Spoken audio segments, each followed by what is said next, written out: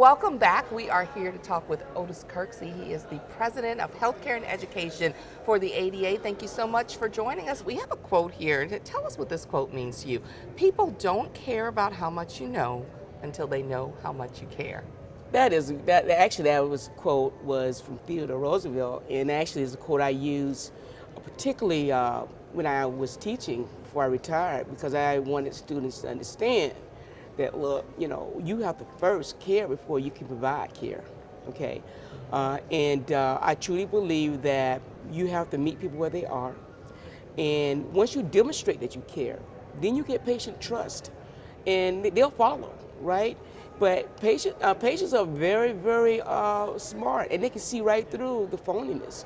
And so I've always approached my encounters with my patients as if they were personal family members. So is that the why behind the work that you do? Oh, man, the why, there's a lot of whys. Yes, having family members that were impacted by diabetes, having a mother who taught for 40 years in Volusia County and talking about advocacy and about being, having that thirst for learning and education, having a uncle who was a 300-pound gay man, right? But he wasn't the strongest man I knew. He suffered from diabetes, and he set high expectations and took no excuses for failure. So I had a great village that supported me. Truly believe you cannot get anywhere without any help, right? And so I've always tried to dedicate my professional life, my personal life, to paying it forward, because I had instrumental people in my life to help guide me and mold me into the individual I am now.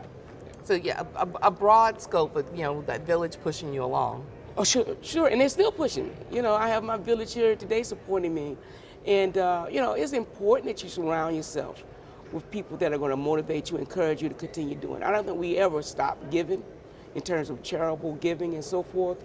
We all should have a purpose, right? And so I think that is lifelong. It doesn't stop, So what are your hopes for the future for ADA's healthcare and education? So I'm hoping that we can expand our Health Equity Now platform, bring more people under the tent. I'm hoping that we can expand our professional membership to bring in more diabetes care and education specialists, to bring in more community diabetes educators and so forth. Because look, right now we have 37 million people that live with diabetes.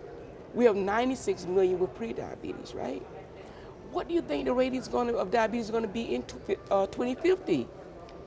We don't have right now, with our educator capacity, one provider per 16,000 patients. That's not going to work, right? So we need all hands on deck. And in order to do that, we need to bring more people under the tent, right? Because collectively, we can begin to make some change and bend the curve on diabetes.